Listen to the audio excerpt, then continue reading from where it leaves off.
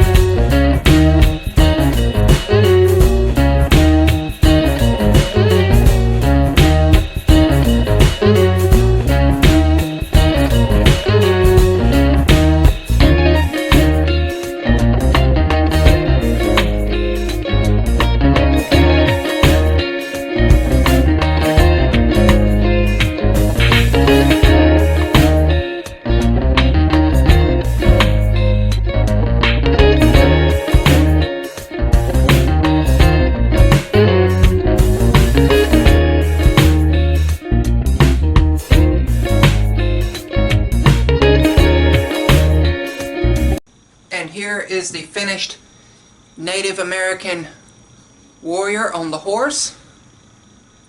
I think that turned out real nice. I love that 3D effect. Great project to use some of those shop scraps that accumulate. Please tell me I'm not the only one that keeps even the smallest pieces of cut-offs when I do scroll work or other work out here in the shop. But I think this turned out real good. It uses a combination of 1/2 inch and 1/4 inch material. I was able to stack cut some of it, as y'all saw when I was doing the scrolling. The base that we put the Roman OG profile on is a piece of scrap pine that I had.